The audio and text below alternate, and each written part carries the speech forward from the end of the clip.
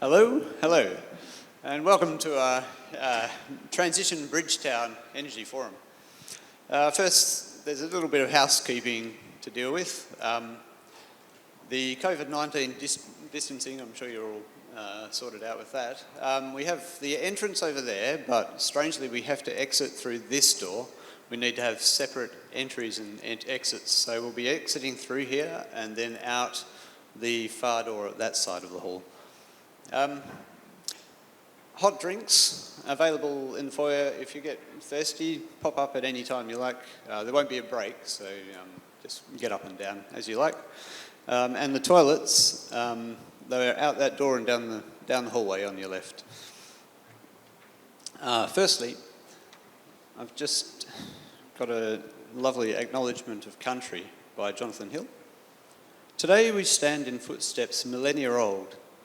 May we acknowledge the traditional owners whose cultures and customs have nurtured and continue to nurture this land since men and women awoke from the great dream. We honour the presence of these ancestors who reside in the imagination of this land and whose irrepressible spirituality flows through all creation.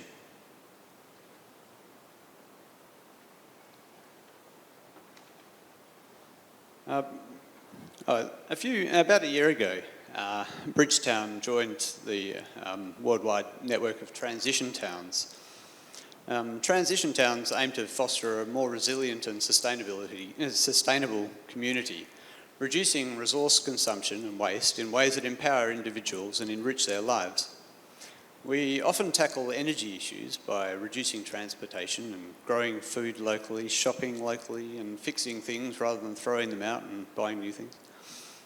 Today, we're tackling energy in a more direct way by talking about the electricity system. We had a discussion on energy a little while ago. It was probably 3 months ago, and I talked about our house's off-grid system.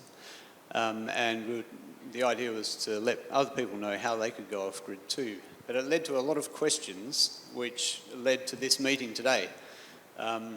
A lot of the questions were around things like what was going to happen to the bridge and the southwest grid in the future, because there's a lot of plans for the introduction of batteries. Because we have so much solar in the system, there are huge changes that are underway, and knowing whether it's worth building your own off-grid system to fit in with that is a very difficult thing to answer at the moment.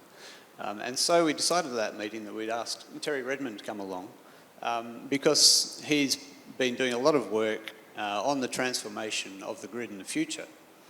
And then once we'd invited Terry, we thought, well, actually, there are a whole lot of other people who would be great in this discussion, and it's grown and grown, and now it's fantastic to see so many people here and so many people here to talk about it to you. So our committee, our panel at the front here today, from Plico Energy, which is based in Margaret River, we have Nuno and Brian, and they'll be talking to you about batteries and solar systems that are connected to the grid but still can function in the case of power outages. That will be the second part of the discussion we have. We're going to start with off-grid systems, and we have Simon Matthews here, who actually designed and installed our off-grid system. So he's an electronic engineer who he's actually trying to retire, but way too busy because he helps everyone else with their systems. He won't be taking questions afterwards. Plico, after the talk today, will actually be set up over here in the corner in case any of you are interested in buying into their systems. So Terry Redmond, our local member, he's also got an off-grid home system, and he knows everything about it. So all our grid questions will be directed here. We have Rod Littlejohn. Now, I've only recently come in contact with Rod, and he's got a whole different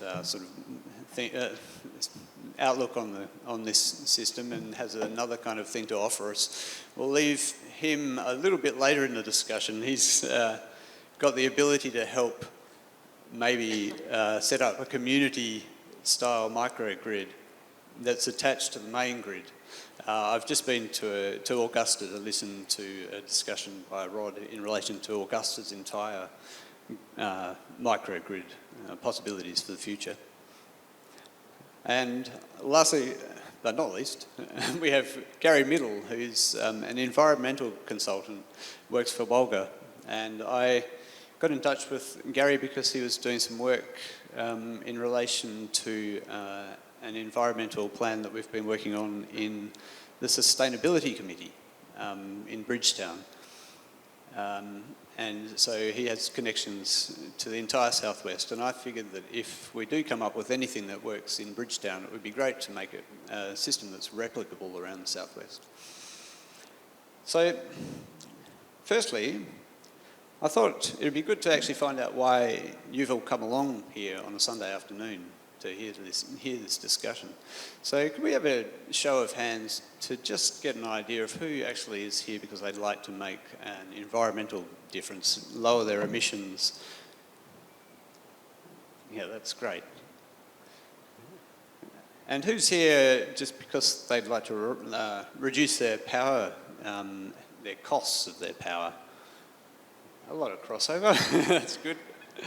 And is there anyone here that's sort of frustrated with the grid and power outages and reliability and being able to feed into it? Yeah, I thought there might be a few of them too. Great. Okay, we're going to start this meeting talking about off-grid systems because you can see them as a microcosm of the entire grid. And it helps you to factor in a whole lot of things that are often missed out when you talk about the grid as a whole. The energy saving kind of mechanisms and the power shifting that you can do to make an off-grid system function without any backup at all. This is where our last meeting sort of focused most of its attention. So what I'd like to do is actually start by talking about our home off-grid system. And then we'll move from there into a discussion of home grid systems, home microgrids that are attached to the grid, and then to the possibilities that are out there for the community scale battery systems with their solar power and the sharing of electricity and cost that's involved with that. And then out to the structure of the entire grid and why we have problems with the grid and what needs to happen to that. So I'll start with a discussion about our off-grid system. So an off-grid system needs to be designed to be adequate in your worst case weather scenario. The size and the cost of it will depend largely on the supporting systems you put in place in your house and how much you are prepared to change your habits on the dullest days of the year. On our dullest days, we get about 4% of the energy that we get on a clear day, meaning that if we weren't prepared to manage our demand of energy, we would require a system 20 times as big as we need on a good day. This obviously dramatically increases the cost, and it also equates to a huge amount of excess energy in summer that's just wasted. To reduce the cost of our system, we've supported our electricity system with a solar hot water system, a lot of insulation, a solar passive design, gravity-fed water, and most importantly, a wood stove to cook on and warm the house in winter. We all have an intimate knowledge of how much power each of our appliances use and how much energy is in our batteries at all times, thanks to a clear monitoring system. Apart from a few days a year when we think twice about boiling the kettle, we don't feel that we're at all compromised by being off-grid and have never needed to back our system up with a generator. We feel that reducing our energy use a few days a year is easier than dealing with grid blackouts. So we have 2 ovens. I'm pointing this out because it's probably the biggest lifestyle change that we've made to deal with an off-grid system. We have a wood oven in winter, and in summer we use an outside electric oven. We have way more power than we need in summer, so the electric oven isn't a problem at all. And in winter we figure most people are burning wood every day anyway to keep their house warm, why not make use of that same lot of energy and use it twice to cook on? Because those heating appliances and those cooking appliances are the things that draw all the energy in winter. So through a bit of thoughtful design, we've reduced our energy needs in winter to lights, a fridge and an inverter. And that's what allows us to have an off-grid system. It doesn't mean that on most winter days we can't use screens and the washing machine and all the other cooking appliances that we like, but just a few days a year we need to reduce our power consumption. So our first question for our panel today, I thought we'd start with Simon Matthews. Simon, you live in an off-grid house and drive an EV. Can you explain how you manage your power use to make that possible? Thanks, Jeff. The EV is fairly new to me, but it has made quite a difference to the way I do things. It's actually, contrary to what you might think, it's actually made it easier for me to manage my power use. The reason for this is that before I had my EV, in winter I might use 4 to 5 units a day in the house, and in summer 6 to 10 units. And the car needs 15 units per day, so it's about 3 times the amount that the house uses in winter. So to accommodate the car, I've had to expand my solar system from 2.2 kilowatts of panels, which is what I used to have, to 4.5 kilowatts of panels. And as all blokes like a new shed, I've now got an excuse to build a new shed so I can fit another 2 kilowatts of panels. So my system will be going up to 6.5 kilowatts. And the only other bit of gear that I needed was a second inverter. So the cost of the second-hand solar panels, because I was able to get them, because everybody's selling they've got the old 10-year systems where you've got the very high energy rebates. They're all being decommissioned. People are putting on bigger systems, so you can get used panels for next to nothing. And I paid for an extra inverter, so it cost me about $2,000 extra. And I didn't need any extra battery storage on the house. So what's made it easier is now I've got all this extra energy from the solar panels, I can charge my house battery up much quicker. So that when I have, so what happens is on a good day, I charge the batteries up first, and that'll only take a few hours. If it's a very cloudy day, it might take all day and the car might not get any. So after the battery's full, I then switch over any excess panel, any excess energy coming from the panels to charge the car. So some days the car might not get any power, but other days it might get 20 units or whatever. So that's made a huge difference. It means we don't have to worry so much about running our house system down.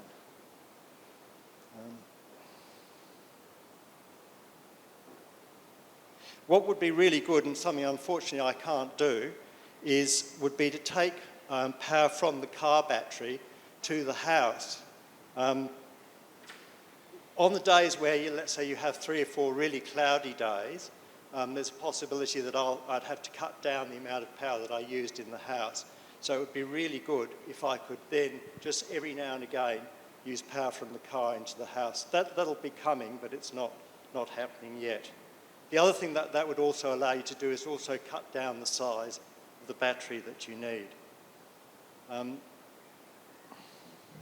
Not only does the EV charging mean that I don't have to worry about running out of power, but the power is actually much cheaper. I did a quick envelope calculation, which gave me about 40 cents per unit of power for my old system when it was just providing power for the house. Now, because I built it, it's obviously a lot cheaper than anybody else can get one. But by putting on the EV and using it because I'm generating a lot more power and that's going into the car, it's down to 20 cents per unit, which is much less than I'd pay on the grid.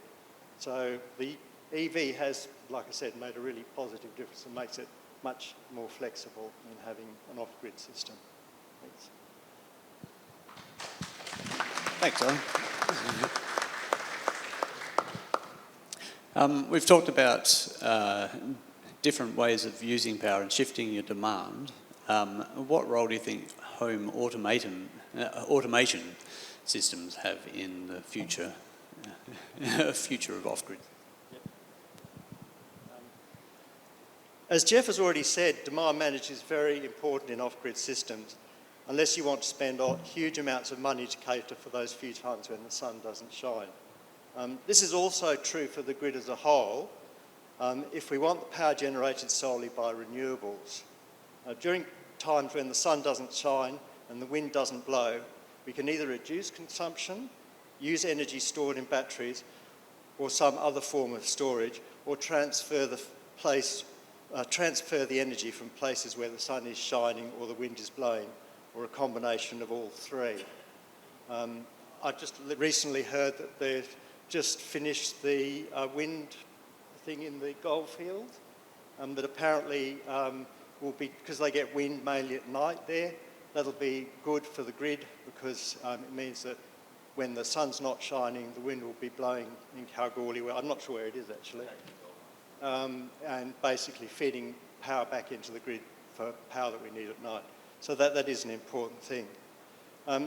Moving the energy or storing it are both expensive options. Demand managers, on the other hand, can be a much cheaper option, and done properly can be done with minimum inconvenience. Simple things like heating water or charging electric vehicles when there is excess renewable energy available. So if you live in an energy efficient house, only running the air conditioning when there's excess energy available and relying on the house design to keep the temperature constant. So what you can do is, in summer, you can run your air conditioner during the day, probably at a lower temperature than you would really want to, turn it off, and then the house temperature might rise up a bit, but it would still be comfortable. Simple things like that. The problem with all these things is that you need some sort of active management. You've got to go and turn the switch on or plug the car in to be charged or whatever. And I don't know about everybody else, but as you get older, you get more and more forgetful, so it gets harder and harder to do. At one stage, before I'd automated the process with my car being charged, I plugged it in and forgot about it, and I came back to find my batteries, the house batteries, nearly drained, because the house battery is about 1/10 of the size of the car battery. So we learned a lesson there. So this is what brings me on to home automation. How many people here have heard of home automation and the Internet of Things? A few? Okay. All that is basically having some sort of computer that sits in your home and basically monitors things and will turn things on and off for you. Rather like your phone, you know, it's got apps in it that tell you when you've got your next appointment or do all those sort of things. It's basically an extension of that.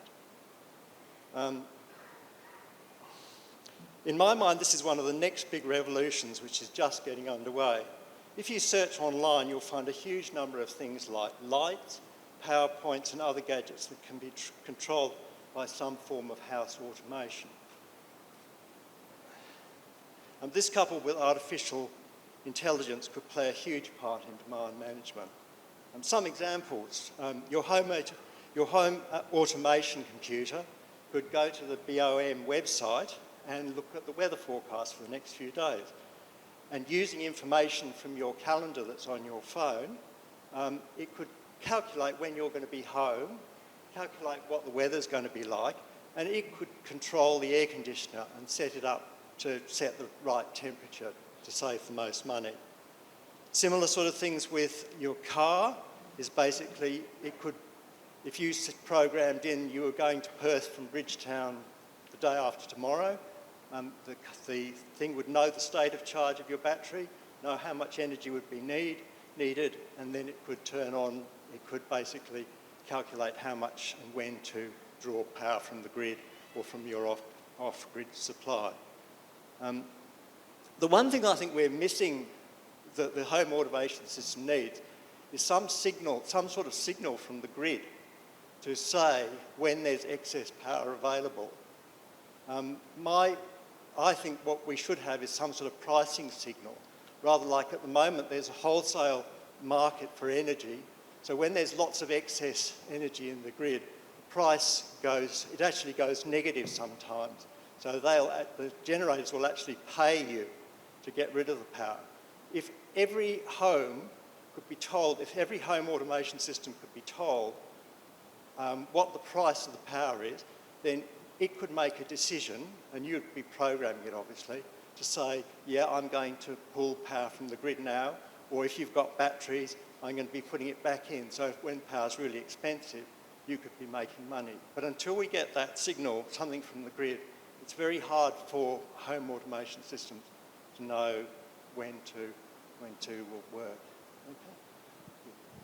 Thanks, Simon. I think we're kind of almost moved on to the next section without meaning to, where we're kind of talking about the grid and managing demand through the grid, but that's great. We'll come back to that later.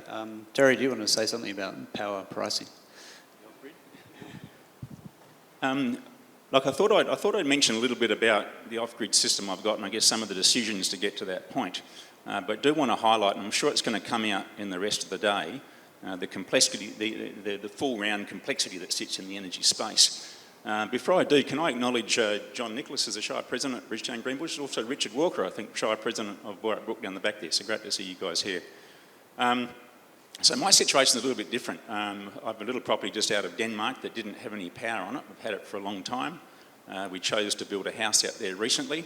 I went to Western Power to get a quote to get the power put on, and they said it's going to cost you $70,000 to connect to Western Power. The current regulations at the time, the only solution that Western Power could offer was a poles and wires solution. So they had no scope to offer up any other option. So that's basically the regulatory constraint. That's changed a little now, which no doubt will be a discussion for later on. I actually raised the issue in Parliament, and a little bit selfish raising my own circumstance, but I raised it from the point of view that as the network, the network's important to us, the less people that are on that network, then the higher the cost for everyone that's actually on the network. So we actually should be encouraging people to keep connected. And I think there will be some discussions that come out today to give you some advantages of that. So I actually raised it and I said, it cost me $70,000. You're not encouraging me to be on the network. You're not encouraging me to be a payer. 2 or 3 days later, Peter Kerr, some of these people will know Peter, in Western, fairly high up in Western Power, came back and said, Terry, we heard your arguments in Parliament. We'd like to have another look at your circumstance. And come back a week later and they said, we've got some good news and bad news. The good news is we have an answer for you. The bad news, the cost is now $180,000. So that didn't help the case. So that made going off-grid a no-brainer. And so I guess one of my drivers was the cost of the grid connection, which made it a fairly simple choice. Not to mention that I do enjoy what I've got. I like it. I like the fact that I'm renewable. I like that, and I'm a believer in climate change. So I think everything we can do to make a change in that front is a good thing to do. So I'm in that space. Some of the statistics of my system, so I had an arm wrestle with my wife. I'm glad she's not here. Could she probably give me a clip under the ear? I'm over this side trying to reduce the cost of this network I'm putting in place. She's over this side trying to make sure it covers off in everything she wants to do in the house. And I'm sure everyone here will have their line in the sand as to what's acceptable and what's not. And I think that's a really important point to actually agree on. We're a feast or famine family. It's either just myself or I. So we have a little 1-bedroom house, and next door to it's a little 3-bedroom house, which we can shut off. So essentially when it's just my wife and I, we're a 1-bedroom, 2 people, so fairly low use. But when the family visits, there's hordes. We've got 4 grandkids, another one on the way, and when they come in and you start using the washing machine, the demands are there. And as Jeff mentioned, you're setting your system up for the worst time of the year, when there's no sun and you have those bad days like we have now that you need to cover off. We chose to have a system that, although it's possible to put a generator into it, I wanted to have a system that I thought was robust enough to get me right the way through the year. Even on the worst day of the year, when you have 2 or 3 days of bad weather, it will still survive. So we've got 15 kilowatts of solar panels on the roof, which is a hell of a lot. So there's this little triangle you've got to think about. The kilowatts you have of roof panels, which will dictate how quickly you can charge your batteries, in essence. Then the size of your batteries. We've got 46 kilowatt hours of lead carbon batteries. So there's different battery technology, which is important to understand as well. So lead carbon batteries are very different to lithium batteries. They behave differently, but they are also pretty much fully recyclable. So in comparison to lithium, they've got a much better, when you finish with them, you can pretty much recycle all the elements, which I think should be a part of the thinking in play. And that's enough, and we have the scope to plug in a generator, but I used it, I think, 3 times for 2 hours over the shortest days of the year this year. So that's the system that we have. The house, our hot water system is a heat pump, which is electric, but it's programmed to only run during the day. It starts up at 10 o'clock in the morning and finishes at 3 o'clock. That becomes the water that you've got for the rest of the night. So it's programmed to run when the sun's shining, and basically is a battery in essence, because you're storing energy that you get in the day to use at night time. All the electrics, the person that put in the system put in all the lights, so the lights are very efficient LEDs, and pretty much everything you can think of that's trying to save on energy use, you try and have in terms of insulation, double glazing, a whole range of things which sort of help in terms of energy use. But a fireplace to heat, that's the other thing. I got a range of quotes, right from $35,000 at one end of the scale to $122,000 at the other, not for the same system, but getting feedback, and mine cost $50,000. And that's actually net of the rebate that you get. So that gives you an idea of the cost. I'm told, as others here might challenge it, I'm told that the ballpark, if you've got to put up 2 power poles to get power to your house, it's probably worthwhile going off grid. That just gives you an idea of kind of, if you're sitting there thinking, is it going to pay for me or not? I'm told that's a bit of a back of envelope way of thinking about it. A lot of things in this space, in the future, I could well be disadvantaged by being off-grid, because I think there's going to be a whole lot of opportunities that will come from being a part of the network, and that's another discussion that will happen over. That gives you a bit of an idea of my circumstances. Thanks. Thanks, Terry. I think you've covered quite a few of these questions. One question that I find interesting is you said that 2 power poles to your house and you'd be maybe better off taking an off-grid system. With the sort of power demand and shifting that we do at home, I think maybe that cost of an off-grid system could be even maybe half of that. So if we can bring that down to just 1 power pole, at what point do you say in a system, okay, it's not worth maintaining this power pole that's there already? Because I guess in Bridgetown we have power to most properties, but that maintenance of that power line over time is going to outweigh the cost of some of those off-grid systems. Can you answer that? Yeah, thank you. The decision's a complex one, because it depends on what you're prepared to wear in terms of your lifestyle. So there's a chunk of that. The batteries, the lead carbon batteries for the same capacity are about 1/3 of the price of lithium. They have a very different profile in terms of how you use them. In essence, it comes down to the depth of discharge. So lead carbon is the highest tech of the lead acid technology, which is a very old and proven technology. They allow you to draw down a lot deeper without affecting the cycle life of the battery, whereas lithium batteries you can draw down very hard. If I had a lithium battery, I wouldn't need anything the size of what I've got, because I can run it much harder than what I am. But being feast or famine, when there's no one at the house, we use very little power, so probably only drawing down 10 or 20% of the energy we have. But when you've got the whole family there, you draw down a lot harder the weeks or the couple of days that they're there, and it doesn't significantly impact the cycle life. So I think the cost of the batteries is a big factor. That's going to come down for lithium, and I think a lot of other batteries at grid scale in particular will have a big effect on that. What people are prepared to wear, I think is a big part of the decision. I had a few power poles to get to my place, but and probably a lot more than 2 at the cost that's there. But I think the other thing that Simon talked about having an electric vehicle, and he probably glossed over a point which I thought was important. An electric vehicle uses about 15 kilowatt hours per 100 kilometres, something like that, I think is about what they rate. Yep. So the latest tech in electric vehicles is 15 kilowatt hours for every 100 kilometres. If you're going to buy an electric vehicle, how many kilometres will you want to go? Once you get into 400 or 500 kilometres, which is where regional people would probably trigger their thinking into buying an electric vehicle, you've got one hell of a powerful battery in an electric vehicle. So if you introduce that to your system, you've got something that's 5 or 6 times what your... Sorry? 10 times the size of what you might have in your house. So you see how the complexity starts to come in as things change, electric vehicles become cheaper.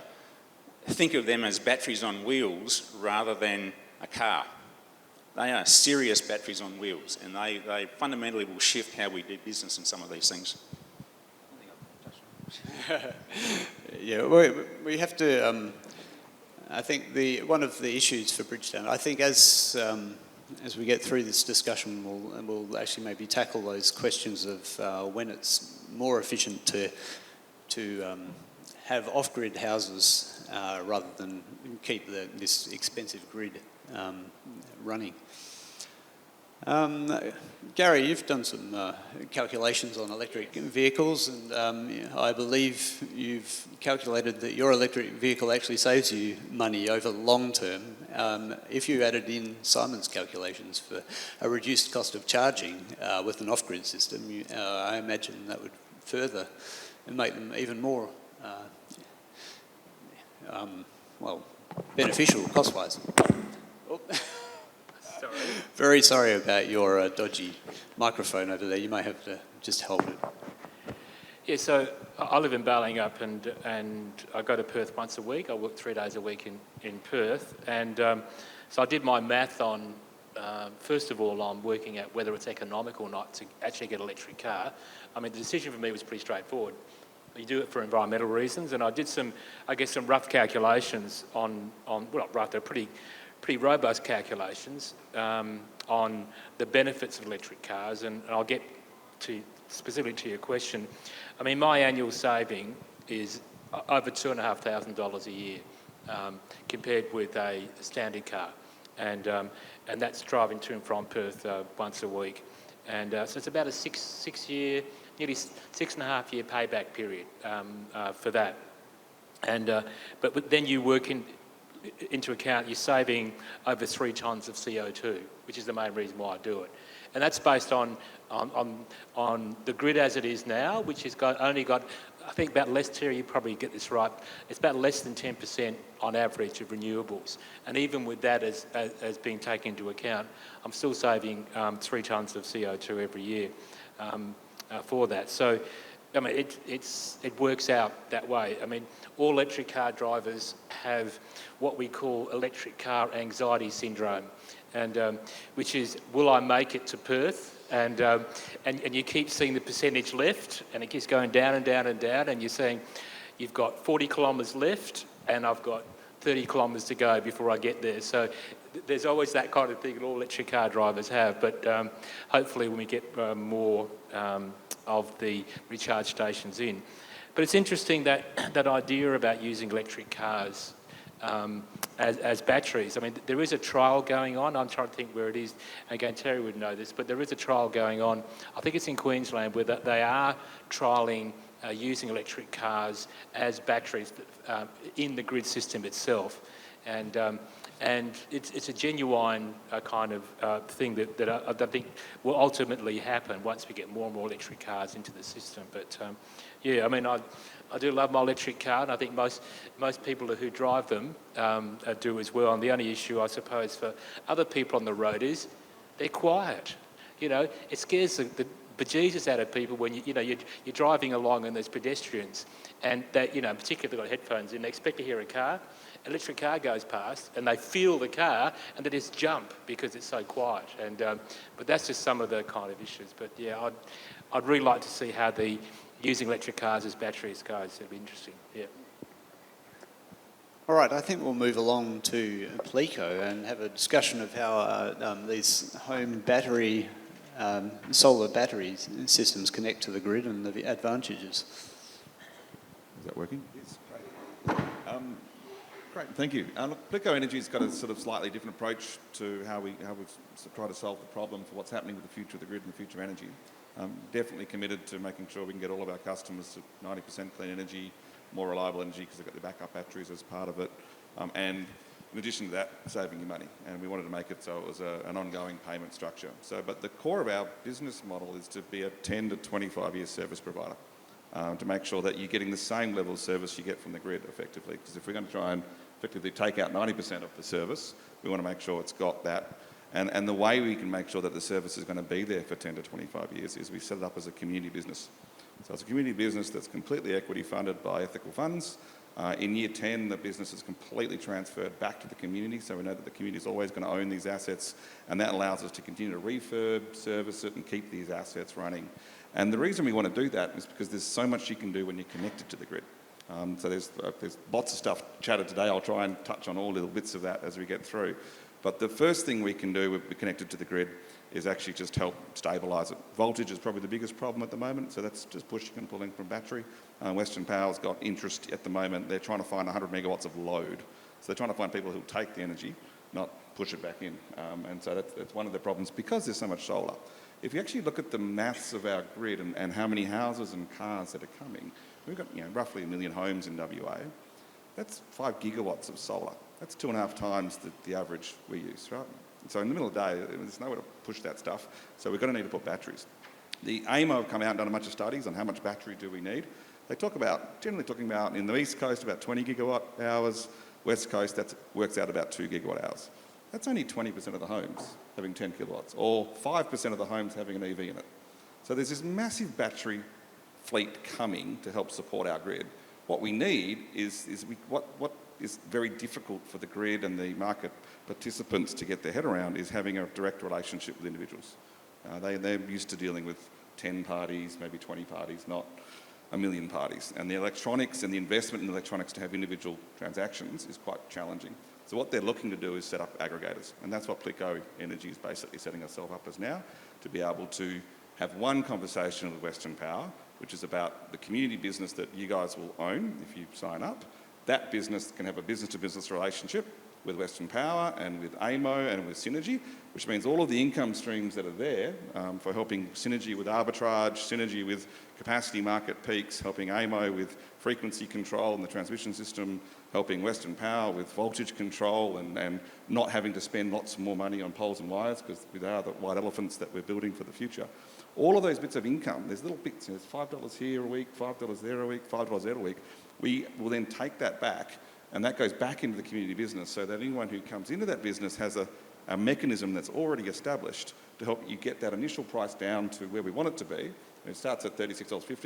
We want to bring that down $5 to $15 over the life. And after 10 years, once we've paid off the equity investor, we've then got another 10 to 15 years worth of assets, and we think everyone should be, at that point, only having to pay about $5 a week. Right, so the core of what we've built at Plico is a series of commercial structures that allow communities to basically own their assets. They can start investing in it now. It's got a 25-year service provision. It's your assets with you basically. I'm effectively I've set up a business which is the service provider to that. I'm sackable if I don't do a good job. You can find someone else to provide that service. But the assets are all going to be owned by you, managed by you, because we see that all of the modelling of where the grid's going to go in the next 10 to 20 years is telling us that household PV and battery systems could be about 40% of the grid. We're going to stay connected because it gives you a backup and a backup and a backup. And with energy, anyone who's lived in Africa or other parts of the world, blackouts are really bloody annoying and they're really bad for the economy. So what we want as a society is a 100% reliable grid. We don't want to ever see a blackout again. And we're getting there now. So the big storm that hit about a month ago, 6 weeks ago, we've got about 160 systems now sitting across the southwest.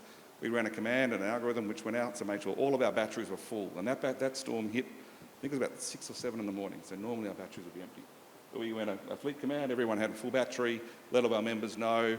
Through that blackout, we were able to support our members automatically because everyone had mobile phones that were still working, so we've got our own chat rooms, everything else to help everyone out. So all of our members actually had a ball. We've got members out there who were taking photos of the houses, the only house in the street with the lights on and all sorts of, and it was a big blackout. It went into my house, I live in Yallingup, and I was out for about 30 hours. But I've been running my system now I've got a very similar story to Terry. I had a long line with only 20 amps, so I had like a limited upgradable capability, and they went, I wanted to build a home, and they went, here you go, here's a big number, and I went, well, for 20 grand I can get enough system to do the buffering I need. And so now I've got 14 kilowatts of panels and 10 kilowatt hours of battery, which I'm going to upgrade shortly to 20. And it gets you through all of those inconveniences, which is wonderful, because you have this extra layer of empowerment once you start actually looking after your own energy, which is just this whole thing. It's hard to explain, but I haven't met too many people yet who've been happy to pay an energy bill to an energy retailer. I don't know what it is. It seems to be the one bill that annoys them more than anything else. You know, they'll pay twice as much money to a gym membership, but a power membership really bites them and hurts them. And I think it's just they know intrinsically it's full of coal, right? They know that that bill not only hurt me in my pocket, it also, I did something that maybe I'm not proud of, right? Because how we got the energy to you. But Pleco bills are different, right? Because all of a sudden you've got control over your own destiny. You're really able to, feel as though not only did I make my own energy, I store my energy, I use my energy, I know where it went. You've got all this software and data to help people understand it. And all of our members now, we're regularly starting to help each other out, member to member, plus us as experts helping them out and interpreting their graphs, how to make things better and how things improve a lot.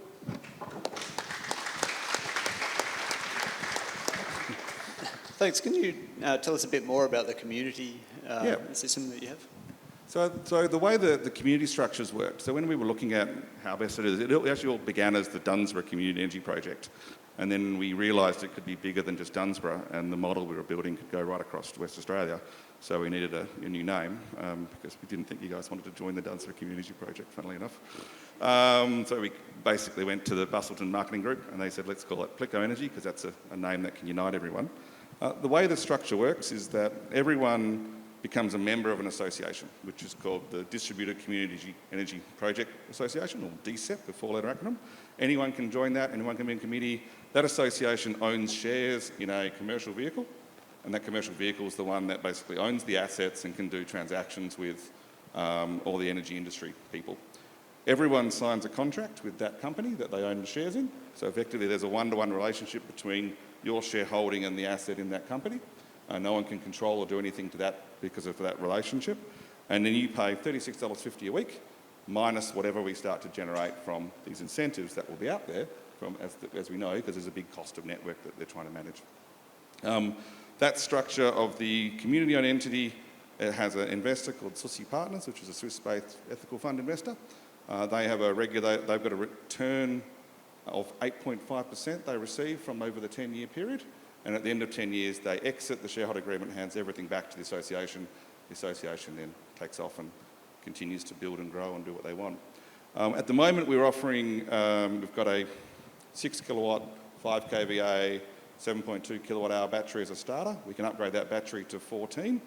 We've also got a 14 kilowatt, 10 kVA, 14 kilowatt hour, which can go to 28 kilowatt hours. We're looking at bringing in EV chargers.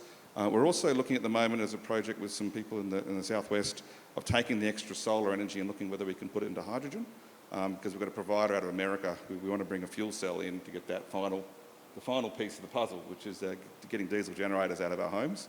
And fuel cells are wonderful. They're really very little maintenance, very little parts. The reason they use them in backup generators now, all the telcos have moved to fuel cells because they can sit there, and if you only use them twice a year, they'll be reliable. Whereas a generator's always a little bit, will it crank all night if you haven't touched it for 6 months? And I'm a lazy maintenance person, so fuel cell works for me. And that will then actually start to create the whole rest of the network up. The other thing we're looking at is trying to find ways to double cycle our batteries.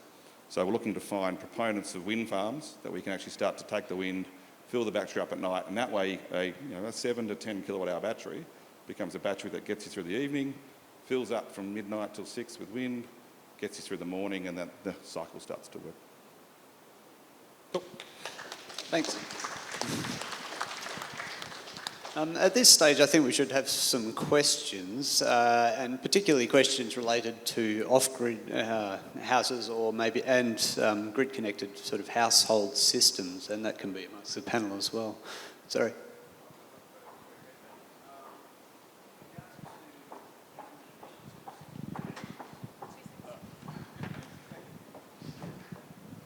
In regard to government initiatives around off-grid projects, I don't know a lot about it. I've read snippets in the press, but just wondering if you could tell us what's been done so far and what you can foresee might be rolled out from a government perspective in future.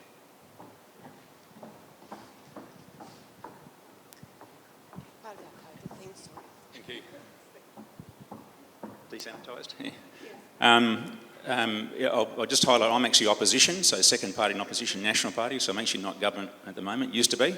It's a much harder place in opposition. To give you an idea, I think I mentioned my system was $50,000 net. That's just for the system, which is panels, batteries, inverters, charge controllers, all the stuff, and labour to put that in place, your whole energy system. That was net of $7,000 is what the government gave me or gave the company that provided that to me. That gives you an idea of the offset to what the cost would have been if you went straight to market to do it.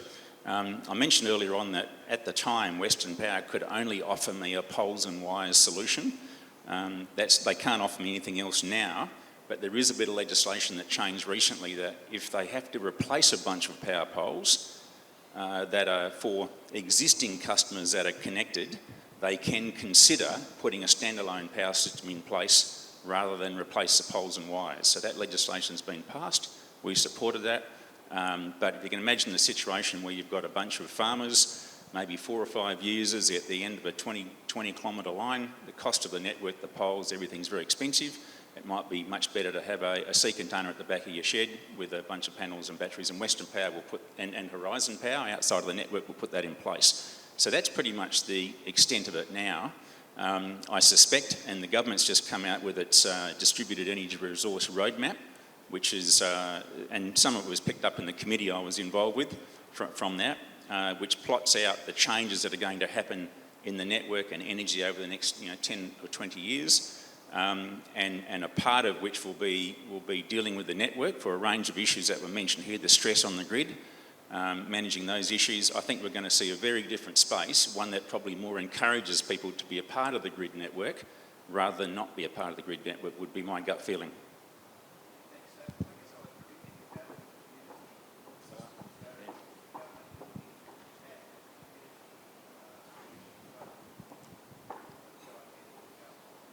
Yeah, from these, some of these guys will know some of the rules better than I can, but in the Southwest Interconnected System, most might be aware in here, I don't know, there's what they call the contestable market and the non-contestable market.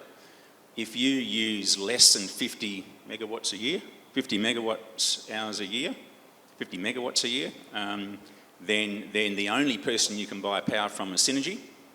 So these private operators can't go and offer you power and do a price. If you're using over that, like the IGA in town would probably use more than that, they can go to market and get their energy or buy energy from a whole range of providers and get some competition for where they source their energy from. I think that is going to be an interesting discussion going forward as to where the private sector can play. I know they'd like to play in the non-contestable market. Government so far has shown strong signals that they don't want to go into that space.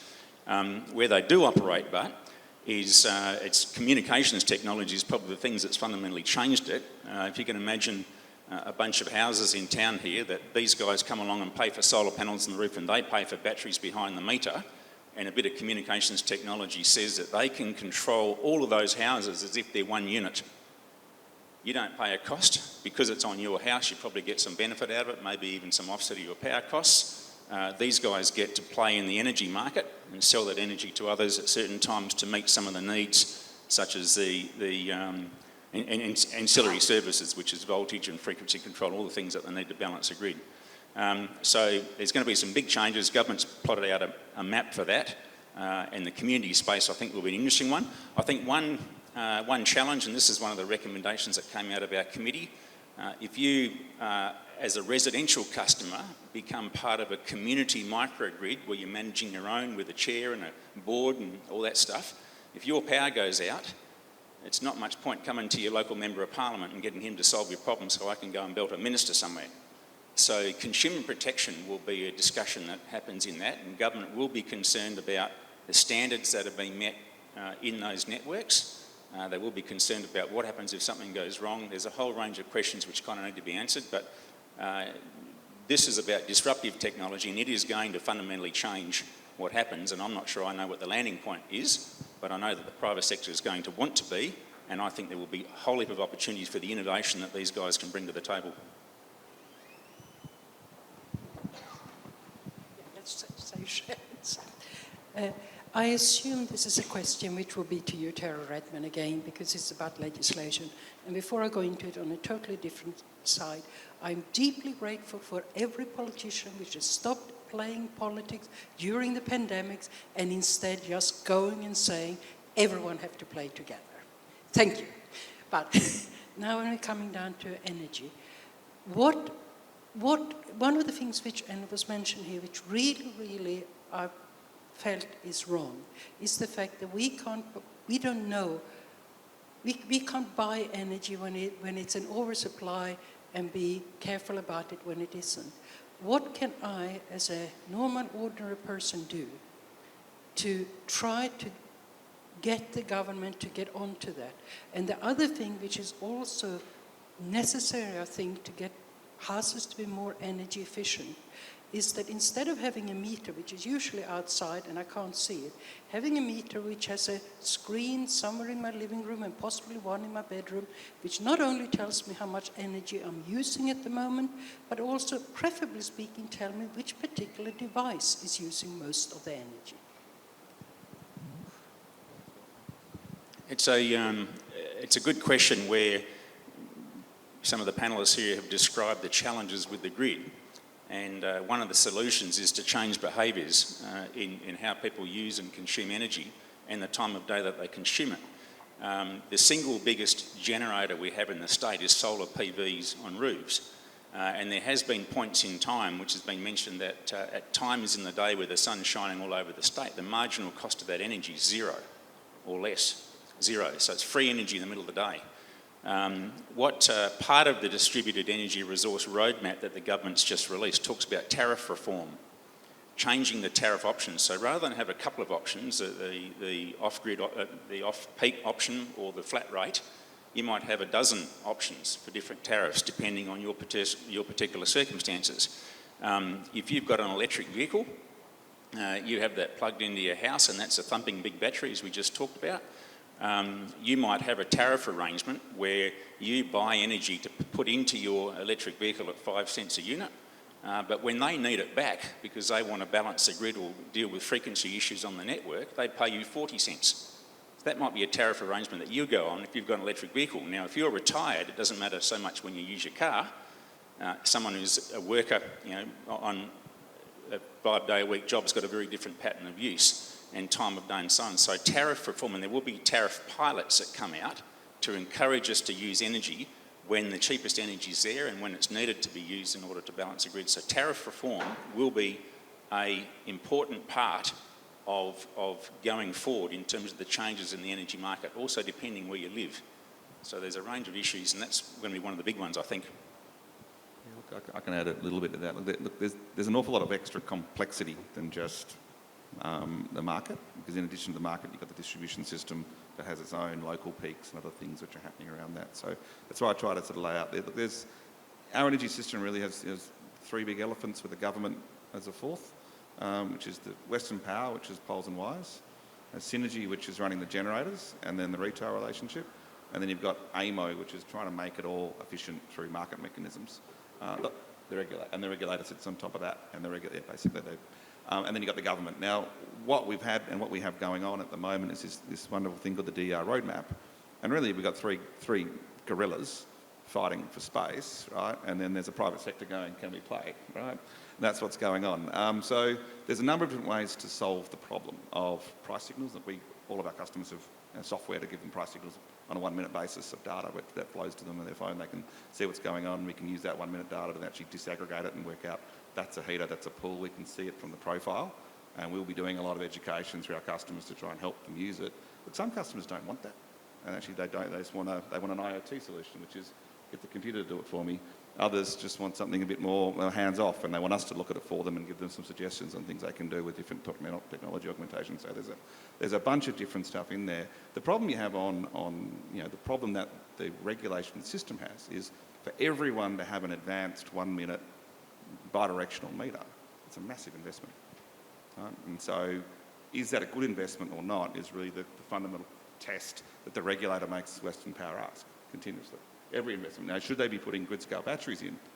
It's a question whether that's a good investment or not, because if we're all going to buy our own batteries and 5% of us are going to get cars, then it's not a good investment because we're going to have enough battery in another form. So the energy industry is in this amazing transitions phase, which is part of why I think the government's held on to synergy, and their thinking is that, look, there's so much change. No one really knows what it's going to look like in 10 years. It's easier for that risk of investment to be held by government, because if they get it wrong, no one's fallen over. Exactly. But within that, there's lots of horse trading, everything else. The Western Power wants to own batteries because Western Power makes money as an entity by owning stuff and then charging us a regulated return on that of 6 to 8%. Right? So that every dollar they get to spend, they get to do what they want to do. Which, whereas the Treasury and the ERA are saying, don't spend money if there's what they call a non-network solution. So what Plico's trying to do is lobby hard against Western Power, saying, look, don't spend $150 million building a transmission line to Margaret River. Give us $100 million and we'll all have clean, reliable energy with solar and batteries, because it's a much better way to spend your money, right? But there are incentives to doing that. Synergy is probably more on the side of the customer at the moment because of the argy-bargy that said they weren't allowed to own batteries in front, so they kind of worked that one out. Where AMO is on the side of the third-party suppliers. So AMO is trying to make a market so that you guys can create a community business, can become aggregators, and then can start to compete for services. So the regulation says that if Western Power wants to do something, if someone else can do what they want to do, fix a voltage problem or to put power somewhere or fix a frequency, whatever it is the problem they're trying to solve, if someone else can do it in another way cheaper, they have to use you. Right? That's because they're regulated.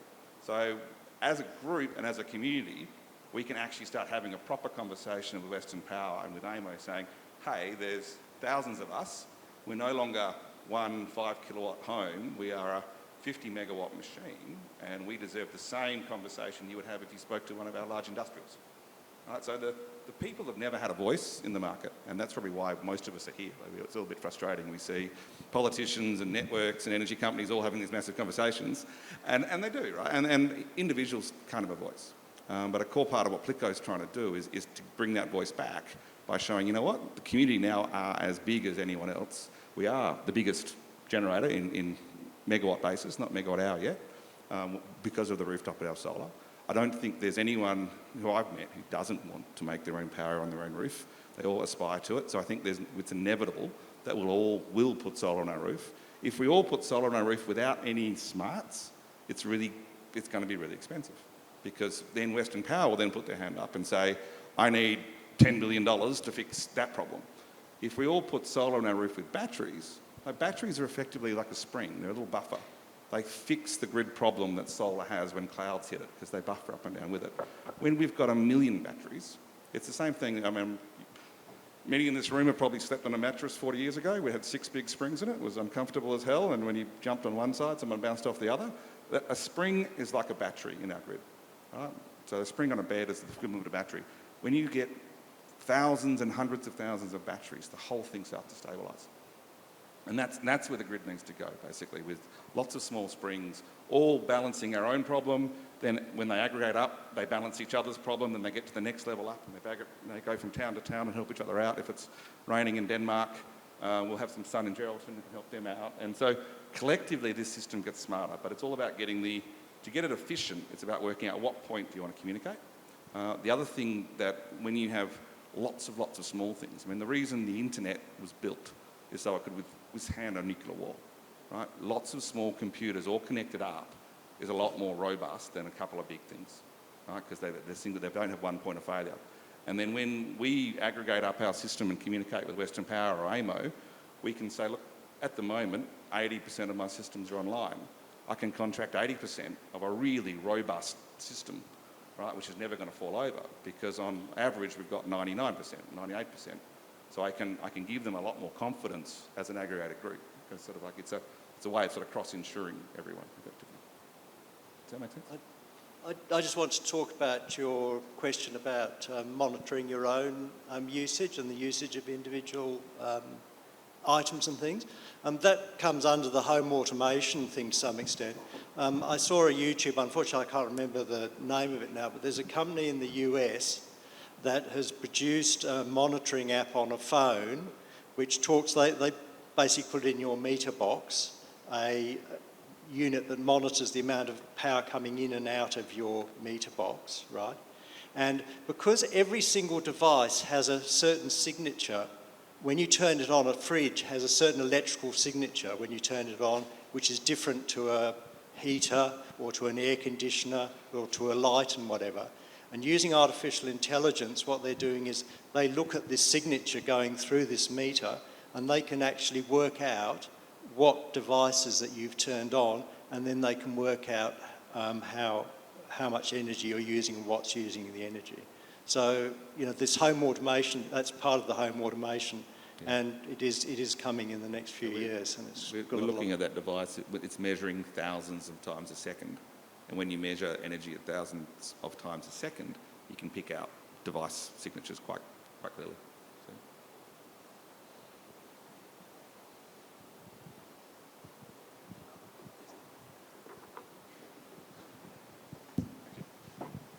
Because I'm not going to get a chance to hold the microphone very often, so I've got 3 quick questions, please. I remember seeing pump storage 50 years ago in Scotland. The technology is not new. We've got one of the biggest rivers in the southwest of the part of the state. We've got the highest part of the Darling Scarp. Nobody's talking about pump storage. Question about that, please. Second, will fuel cell cars be more efficient than EV in the long run? And will we, in fact, leapfrog EV cars to fuel cell cars? Third, you've mentioned the smarts and things. Now, people who've got solar, well established, and they're getting older. Are you factoring in the loss of computer literacy? I'm not quite there yet.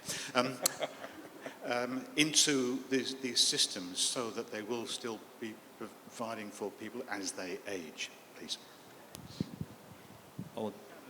Do you want to go pump? I'll pick up on the pump hydro question because there's a little project happening in my electorate. The town of Walpole is on the end of basically a 100-kilometre line coming out from Albany. Albany's where the substation is. With all the winds and stuff you have down the trees, you regularly have outages. So Walpole's got some serious issues in terms of reliability. There's a project, basically a private sector project that come to the table. They went and talked with Western Power and they said that we'd like to put in a pump hydro battery. It's in the process now of getting environmental approvals for one of the dam sites, the lower dam site, 100-metre head, existing technology, it's there, it's proven, and Western Power is happy to be the offtake, so they've agreed to it being a part of the network just on the Denmark side of the Franklin River, so it will pick up a good chunk of the network. When that's in place, and there's going to be a fairly big announcement pretty soon from the Minister who's backing it in, as is me, when that is in place, it will have, I think, 4 sources of revenue. The obvious source of revenue is if the power goes down somewhere, it can fire up and keeps the lights on in Walpole. Second source of revenue is to deliver ancillary services to the grid, your frequency regulation and voltage control, and they get paid for that. So when the system requires voltage and frequency regulation and inertia, there's a whole range of ancillary services, they can get paid to provide those services, fire it up and provide that synchronous generation into the system. Another source is they can sell into the contestable market, so anyone in that network that's above 50 megawatts, they can sell directly to them and be a player. And I think the fourth one is arbitraging the prices of electricity in the day.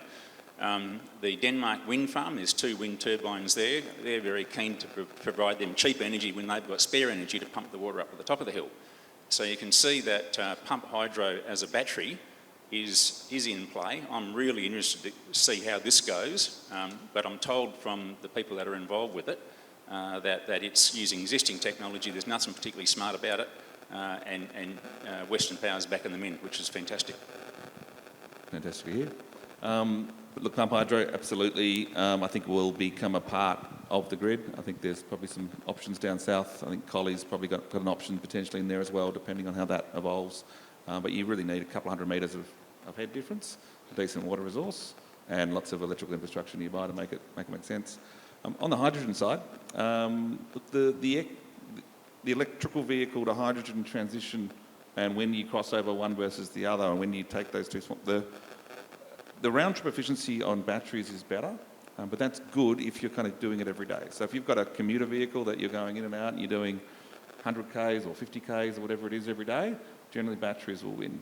Once you start doing, actually I'm only doing one big trip a week, or I'm wanting to drive 1,000 kilometres, or I'm doing lots and lots of k's every day, I'm doing 400 k's, 500 k's, then the cost of having to find somewhere to charge and losing an hour charging it, as opposed to charging every night on a trickle or whatever you're doing, that's when hydrogen starts to make sense. There's a car I want, which is called the Nikola Badger, which is an electric hydrogen hybrid. So what they've got is a battery in there, which is good for you dropping the kids off at school, but when you want to actually go and have some fun on a weekend, you've got a tank of hydrogen to make sure you can get home. And I think have a look at that. I think it's a good-looking car too. But also, look, the electric vehicle world has primarily been small cars that have struggled in the utilities, and utilities and SUVs are sort of 50% of the car market at the moment. So we'll watch where they end up, but I think there's going to be a good old battle between the Fords and GMs and Nikolas and Teslas and others all looking at that utility space on who will win. And then we'll also equally see an interesting battle on where the hydrogen comes from. So the hydrogen can come from large-scale solar, large-scale wind farms. There's a lot of people playing in that space at the moment. There's some interesting stuff floating around, I think, Geraldton area at the moment, which has got some amazing solar and wind resources up there.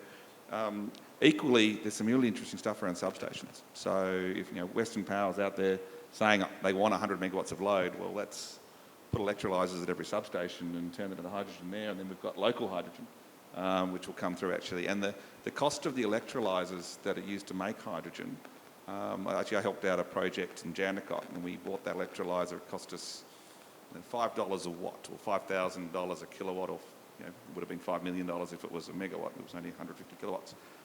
They're now talking about that price going from $5,000 to $250. So a significant drop in electrolysers. That drop in electrolyser price changes a whole bunch of stuff on hydrogen. So when I was looking at the hydrogen project a year ago, I was like, nah, it's never going to happen because where the cost of the capital was. But there's these changes coming, and it's changed my thinking entirely. The last question was a really interesting one, which was solar with an inverter grid tied is a relatively dumb technology. You put it in, you set, you forget, and then you try and work out whether it did something. When you pick up your bill 60 days later, it hasn't got any interaction.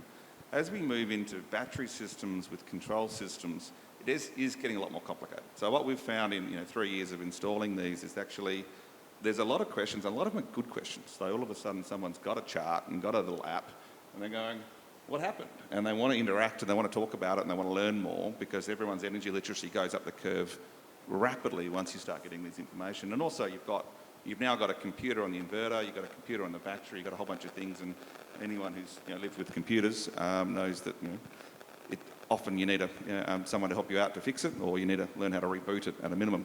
And so we've found that within the new product suite coming for behind the meter, there is a lot more technical know-how effectively required. We've got a lot of our customers who are not technically savvy, and so we built automatically a service provision into that. So anyone needs anyone, we're always online. We've got all day they can call us. We've got Facebook pages where members can help members out and ask questions. And more importantly, we can see your device as well as you can see it. So when you call us, we pull up your device and go, right, I can see immediately what the problem is. Do this and this. We can help you fix it up yourself. And if it can't be fixed by yourself, then we'll send someone out to do what's required. But most of the time, we can talk people through with what's required, and with where we are now in this new COVID world of everyone using video conferencing and FaceTime and all the different ways we are communicating, it's becoming increasingly easier for us to run a virtual support centre, which means that everyone is actually able to service it much better. But always, what we know is, when that storm came through, we told a lot of people how to reset if things went wrong, but everyone forgets because it's normal. But then when they forgot, we quickly re-advised everyone how to do it again, and they went bang, everyone's back up and running, and off they went very quickly. So. Cool. Thank you.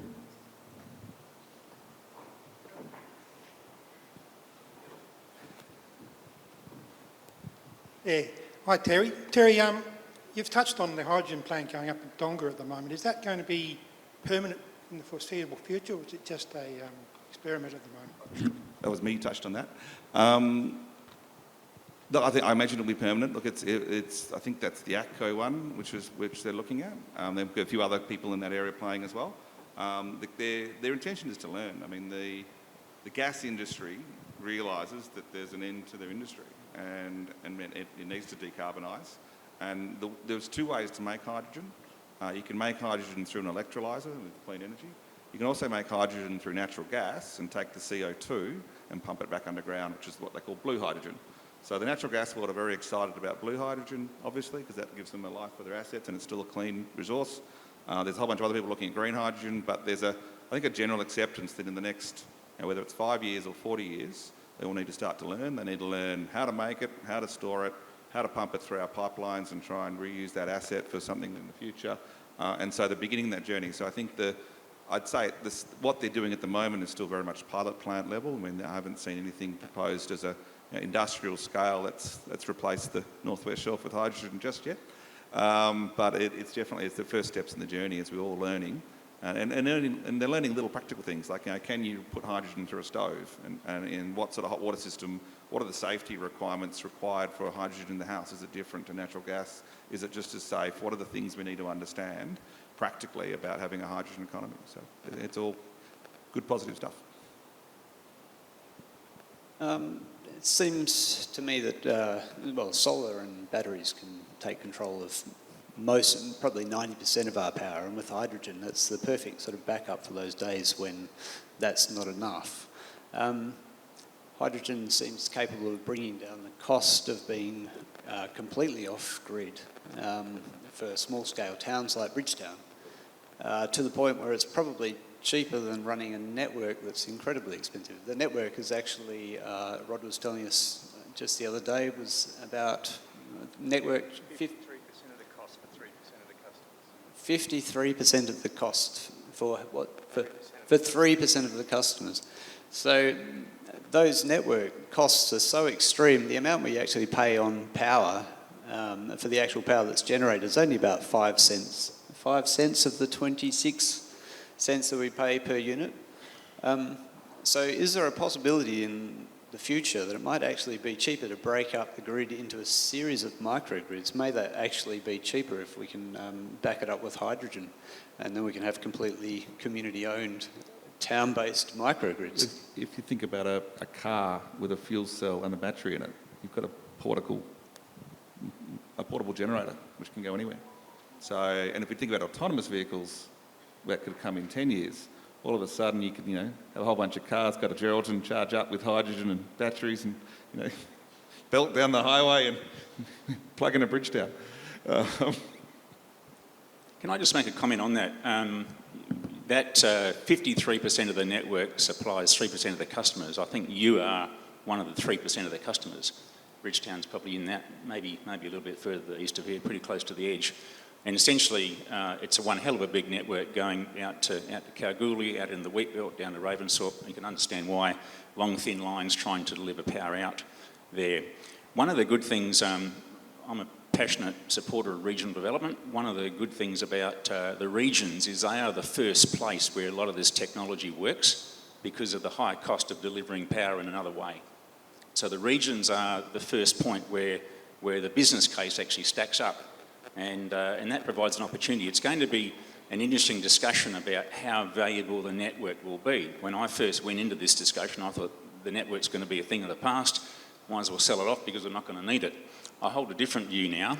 I hold the view that we're still going to want to move electrons around from those that are generating it, including you, from your rooftop solar panels and the batteries you might have behind the meter, and any other community-sourced energy generator, as the aggregators will have. They pull up a bunch of groups of people or some of the community sporting facilities, whatever it might be, where you've got a place to put panels and batteries.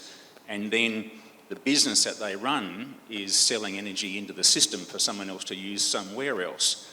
I'm not sure there's going to be thumping big A-frame transmission lines, but I think there will be some value in shifting electrons around now. Whether the microgrids come down to, some regionally focused ones around Ravensthorpe and Eastern Whitwell, and that's where it starts and stops, and others further to the west. Maybe that's the landing point. I know that Western Power have a bit of a vision where they got this one big blob, and over time that blob separates itself out into different blobs with thin links between them. So their thinking is exactly that. There's kind of going to be a disaggregation of the meshed part of the network over time. But I think there will be value in shifting electrons around, particularly when we've all got thumping big batteries that we're driving around in. Look, I'd agree with Terry on that. Just quickly, it's not about grid or not grid. It's really, I think, it's a transition on a grid that we have an expectation on reliability because we all rely on it as a thing, which means it's got to be very high, which means they've got to continue to invest in the reliability of that grid, to a grid that we actually all of a sudden start having our own systems and our own backup and our own microgrids that can be islanded, that we can actually live with a lower reliability grid. And that means we can actually run a far more efficient, less cost-effective, a cheaper grid effectively, because we're not relying on people's life or death on that polar wire staying up that week. If we get to it in a week, it's okay. We don't have to get there in 24 hours, that kind of thing. So. I wonder if you could tell us what the sort of viability factors for a new microgrid are. Is there viability in terms of geographical proximity and numbers and the potential entrants to the scheme? Do they all have to be new users, or can you take into your new community grid people whose systems are at various stages of development, those who have solar systems and those who don't? How do you put together a community, and what does it have to do to start? What does it have to start? Our project really began with we needed to get 100. We're now through that problem, which is really about getting the economic viability to make sense. So now everyone who can put their hand up and join up is incrementally makes it better. So there is no good or bad, or there's no technology. We at the moment we have a system that works well for someone who's using 15 kilowatt hours or above, or people who are below that just want clean energy. They want to run 100%, 90% clean energy, which they will with our system, depending on why you're doing it. We think there's an opportunity for us, once we can sort of deal with synergy, to start using some of the bigger systems with bigger batteries to support some of the smaller loads. The same way that Western Power is putting a community battery that is okay for small houses, we've got a community battery that's owned by the community, which is sitting behind the meter, and there's no reason why we can't add and augment those batteries to do exactly the same thing. And we're now bringing out commercial industrial stuff which will fit into the model, but everything just adds into it. So it's a very incremental process. So what we see as a sort of a natural progression is that people who are willing to sign up now sign up, and then more. And as we do that, things get cheaper, and new thresholds get met, and we start picking up income from the market, income from Western Power, and income from synergy. Then that allows more people to get involved and more people to make sense economically. Eventually, we might get to a point that it makes sense to put a community battery in place, and we'll start trading off that a little bit, or an islandable system, or what Rodney talks about is basically an embedded network solution where we decide to scrap all of your meters and just put one big meter up at the front of the town and go, Western Power will just pay you a connection fee and we'll sort the rest out ourselves, which is a whole bunch of policy and regulatory standards and other things required for that. But what we really propose is it's incremental nature. We start off at home, get ourselves sorted out, get our power across the grid to be flat. What we want to do is make sure we're not the one causing the problem. If you just put solar on your home, you're causing a problem. With the Plico system, you're fixing the problem that we know that must be fixed. Once you've got that, once lots of people are fixing their problem, we will be able to see the network of the town once we have enough people in that town, better than Western Power can. Western Power can see the substation. They can't see your house. We'll have the ability for you to see the house and us to see the house, and us to aggregate that up and then show Western Power, this is what it's doing, what do you want it to do next? And once we get that, more information, more data, and we just incrementally grow it, and it just gets bigger and bigger and better and better, cheaper and cheaper, and cleaner and cleaner.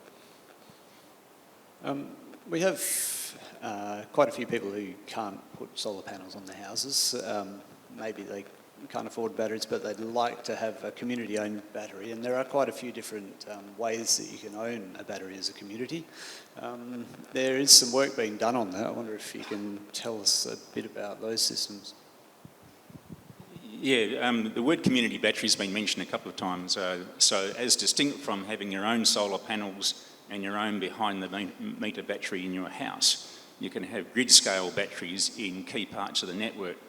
One of the trains of work that's being done by government at the moment is to have visibility on the weak parts of Western Power network. There's about 10 or a dozen sort of high weak points where in some cases they're going to the private sector to ask them to see if they can provide solutions for those weak points. I'll give you an example of one. One's in Meadow Springs. So Meadow Springs as a suburb has got one of the highest levels of solar panels on roofs of any suburb. So much so that the energy that's coming out of that suburb when the sun's shining in the middle of summer is so much that it stresses the grid, where Western Power would have had to have put in a substation. Substations aren't cheap, they're tens of millions of dollars to manage the amount of energy that was coming out from that particular network. Rather than do that, they put in a grid-scale battery, so a really big battery, and asked for buy-in from the community members in the houses. And I think there's just over 50 residents have bought into the battery. They pay $1 a day to rent space off the battery.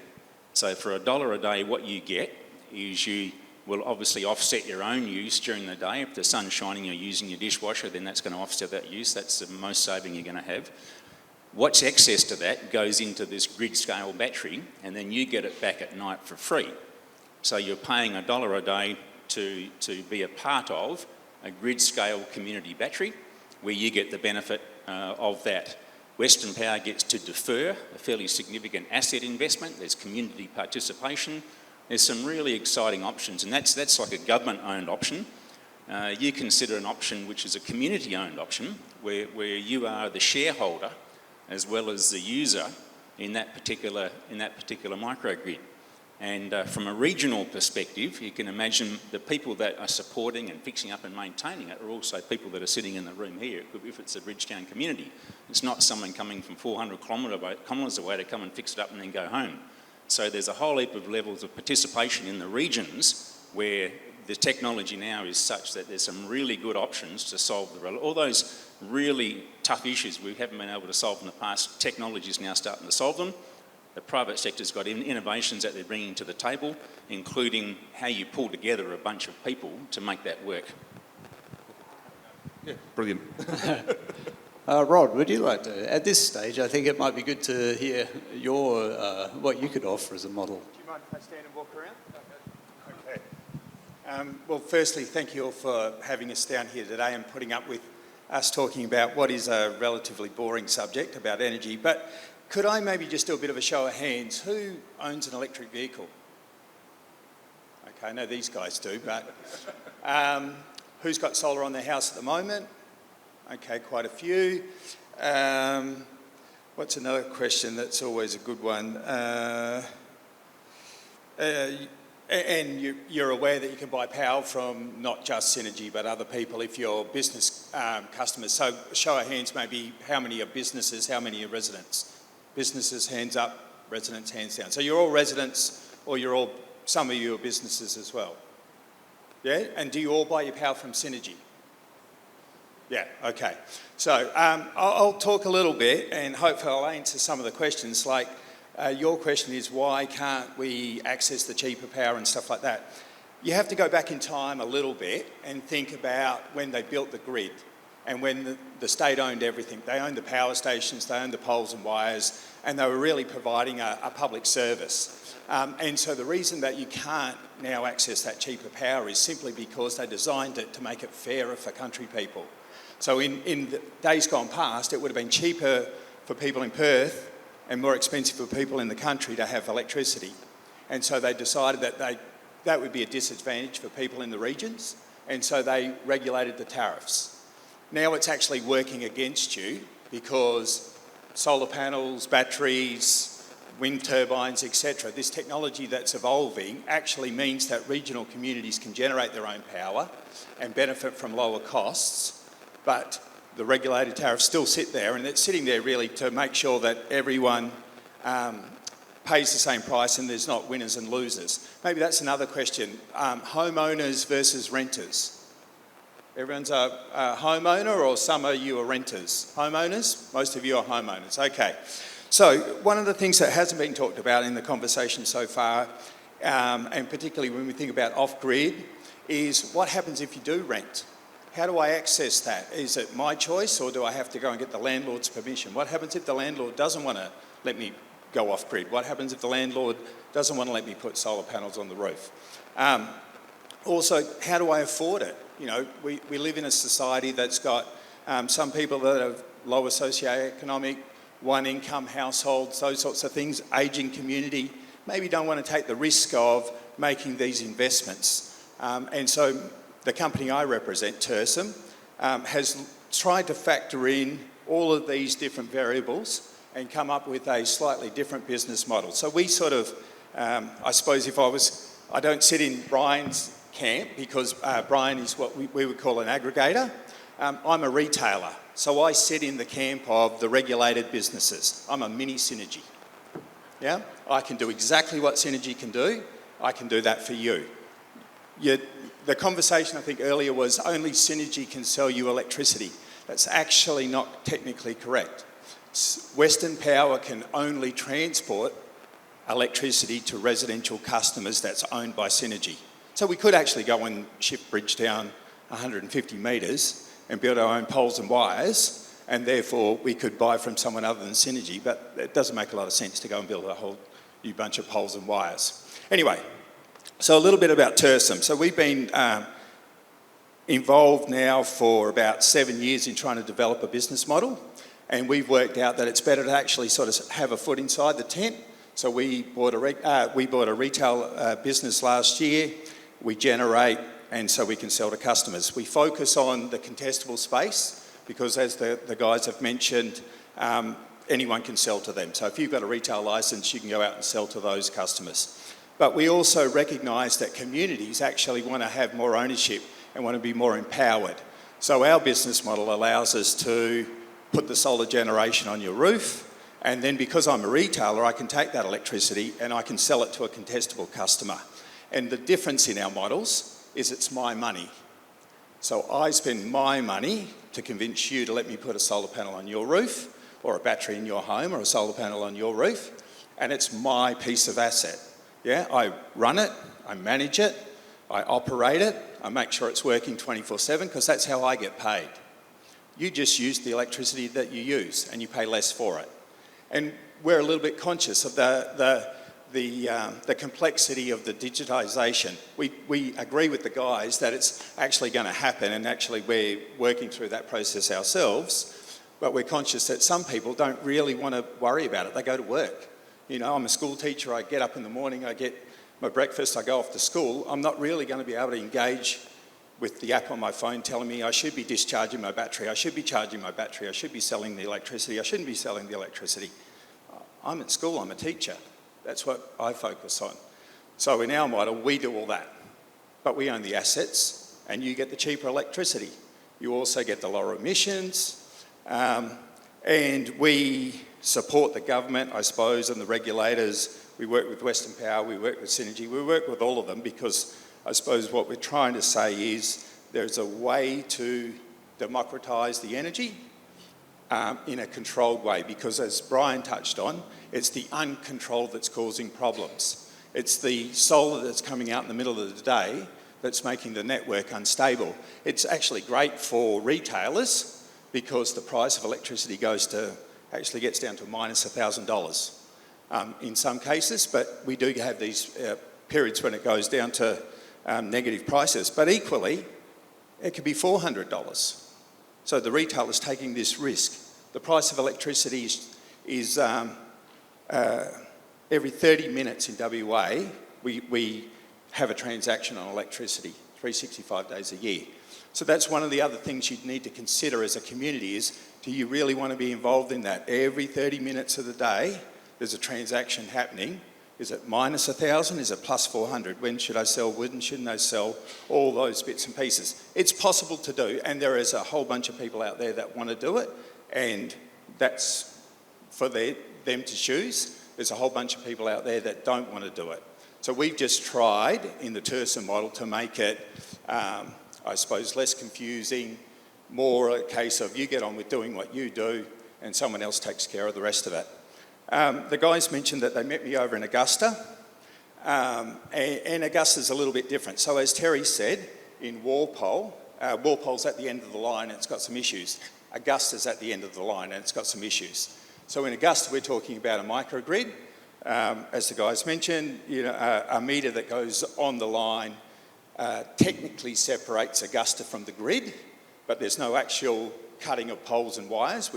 We actually are a fan of the grid because as the conversation's been, moving the electricity around makes a lot of sense, and also the state's got this huge asset. You're the state, you own it, so you want to make sure there's value in that asset going forward. So Augusta is a little bit different. There's 10 other communities that's like that. Bridgetown isn't one of those 10 communities. So some of you earlier said that you do have blackout issues and reliability issues. I'm not doubting that you do, but Western Power says it's not of sufficient level to justify a change in investment. What else could I tell you? Western Power actually wants you to have a good, reliable supply of electricity, but they're a regulated business, so they have to do what the regulator allows them to do. They would love to go and swap out all those meters, and in fact, they tried to.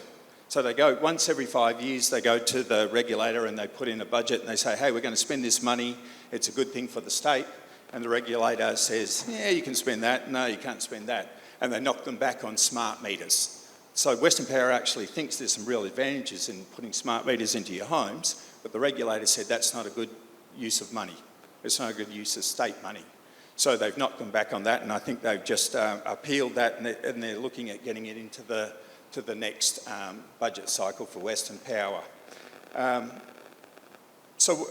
suppose one other thing just to quickly touch on is we promote a community model. Our community model is slightly different from the Pleco model in that, as I said, we own the generation, so any solar going on your roof, any battery going in, any wind farm, any pumped hydro, I'm technology agnostic, so if we were looking at Bridgetown as a community, we look at how you use electricity, how much electricity you use, when you use it, and then we crunch that data through the system and it tells us, hey, you might build pump hydro, or hey, you need this much solar, or hey, you need that much wind, this much battery, etc.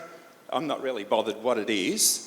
What I look at is, does it make sense? Is it economical? Will it deliver the outcomes that the community is looking for, which clearly at the start of the conversation was you wanted it green and you wanted it cheaper. So they're, wind, solar and batteries are probably the combination that makes most sense. What TERSM encourages you to do as a community is to form an incorporated association, which is what Augusta Margaret River Clean Community Energy have done, or in the case of Geraldton Community Energy, they've formed a public company limited by liability. It's just a more technical incorporated association. It puts you in the ASIC world rather than the state world. With those bodies, you then interface with us. And so we do the work that I just said. We analyse all your electricity data. We work out what the right generation model is for this community. And then we partner. So as you consume electricity, you earn a fee. And that money goes to you, into your community group, to do with whatever you've set your community group up to do with. So in Augusta Margaret River's case, one of the things they're looking at doing is what they call a revolving fund. So they're taking some of their income stream and then they're using that money and getting it matched by government grants and other means. And then they're looking for people or not-for-profits that can't afford to put solar on their own roofs, or tenants, social housing, that sort of stuff. And they're actually putting a system on that person's house. So it sort of shoots me in the foot a little bit because I'm not putting my generation on that house, but that's okay because there's a big pie and there's a piece for everyone, and we're really trying to get a situation where we lower the price, lower the emissions, make it affordable for everybody, everyone in the community gets a benefit, and there's not winners and losers. And I suppose that's my caution to the group is, talking about off-grids and some of the models is always try and put yourself in the shoes of the person that can't afford it. I can't afford to put solar panels on the roof. How do I get the benefit of it? I can't afford to drive an EV. How do I get the benefit of it? And try to think of the community as a whole and see how you can actually come up with a model that makes sense for everybody in your town rather than thinking yourselves as individuals, which is one of the reasons that TERSM supports Western Power and EMO and others in the community scale batteries. So we tend to move away from individual batteries, and I know they make a lot of sense, and if that's the choice that works for you, then that's the choice that you should take. But we promote more that community style battery, like Terry mentioned at Meadow Springs. There's one that's just gone into Margaret River. There's one at Perengery. There's one going out in the goldfields. And the reason is because one of the other things to consider is if I've got 10,000 little batteries, they do end up at an end of life. What do I do with 10,000 little batteries? You know, one of the things, we're sticking a whole lot of solar on rooftops, but what are we going to do with all those panels at the end of their lives? There's, I think, one business in Australia that recycles solar panels. So, you know, okay, there's a business opportunity for someone out there, but at the moment, it's, you know, if you're thinking about sustainability, it's like, what do I do with all those panels? What do I do with all those batteries at their end of life? Because we've got to think about that in the future. I'm not sure that I really can add a lot more, but if there's any questions, I always get better when I get asked questions. No such thing as a silly question. If your group is going to put the solar on, put the batteries in, control everything, what happens to all the people in town that already have solar panels and or batteries? Fantastic question. No silly question. We work with you. So a couple of things. We'd come in and have a look at when you put your solar panels on, when you put your batteries in. If they're getting towards the end of their life, as Simon mentioned, he gets recycled ones. We'd probably change them out at our cost, and you'd start just paying for the electricity you use. I mean, the first thing to put, acknowledge is if you can afford to put solar on yourself, that is the best outcome for you from an economic investment. You know, if you've got $7,000 or $6,000 or whatever it is to stick the solar system on, do it. Because that's the best return on investment that you can make. But if you've got solar panels on that we think might need replacing, we'll have that discussion. If you've got solar panels on, we can have a discussion about buying electricity from you rather than you selling it to Synergy. But I'll be very honest, if you've got to deal with Synergy at the moment that's 7 cents or better, stay with Synergy until you get to the end of the contract. Because as Jeff mentioned, what's the price of electricity? What would you say is the average price of electricity? I mean, he did tell you the answer. It's 5.2 cents is what the average price of electricity is in WA this year. The forward curves, where I can buy electricity, because I'm a member of the wholesale market, because I'm a retailer, it's less than 5.2 cents going forward. So the price of electricity is getting cheaper. In fact, there's an argument that over time, we won't be electrical companies, we'll be data companies, because we'll have all this data floating around and the price of energy just keeps getting cheaper and cheaper and cheaper. So I think that's the way to go. So if you've got panels on your roof now, and most of you put your hands up, we can have a conversation. Because I'm a retailer, I can buy that electricity, I can move it around, I can use it in other places. That's the advantage that I suppose I bring to you. I'm a mini Synergy. Any other questions? Yep.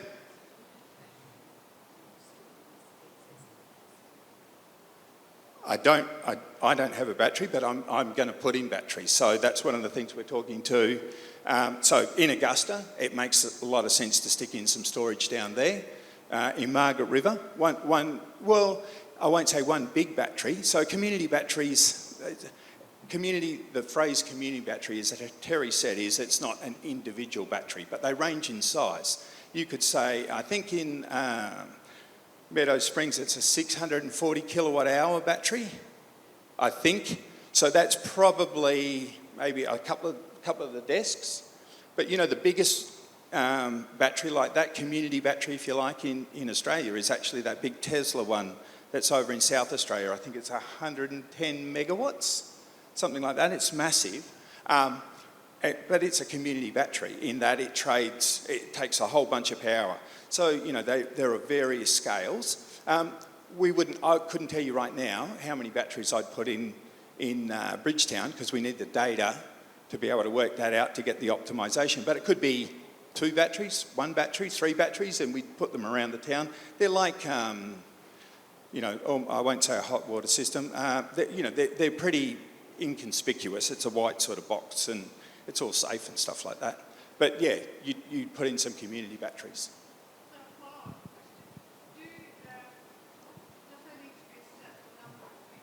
No. Because I deal with you at a customer level. So I sell power to you as an individual. All I'm doing is encouraging you as a community to say, hey, well, why don't we set up and you may already have an incorporated association of some sort. So Transition Bridgetown must be I don't know what the structure of it is, but must be an organisation. And so you could use that. So I'm not, you know, you don't have to call it Bridgetown Community Energy. It can be an organisation that already exists. And all that does is partner with us to give us an opportunity to channel money through. So in my world, what would happen is, let's say you called it Bridgetown Community Energy. You would get an invoice if you're a customer from Bridgetown Community Energy, pay your invoice, pay your electricity bill to Bridgetown Community Energy, goes into a bank account that's run by Bridgetown Community Energy, and then it's obliged to pay me my money because I do all this energy trading and take all the risk over here, and you keep your share of your money, and then you invest that back into your community however you want to invest it. So, you know, my model takes the risk away from community because I do all that energy trading, all that sort of complicated stuff. I am a market participant. I have to comply with the rules and regulations. As Terry pointed out, one of the important things is about consumer protection. So because I'm a retailer, I have to give you all the same consumer protections that Synergy has to. I'm audited by the regulators. So, you know, really, as I say, I'm no different. The difference between me is that I'm private and they're public. They're the GTE, they're the gorilla. I think I'm getting the wind up. Because I could talk forever. Thanks, Rod. What occurred to me the other day was that we could have, we had a 2-hour discussion in Augusta and there were still plenty of questions to go with what Rod could do. So I think we just have to, if we wanted to do something there, I think it would be a subsequent meeting to go on with that. I had one last question that I wanted to get your answer to, Terry. Just basically, if we do nothing as a community, what do you see as the future of Bridgetown's system? Do you think we will have a battery installed by Western Power, and in what sort of time frame?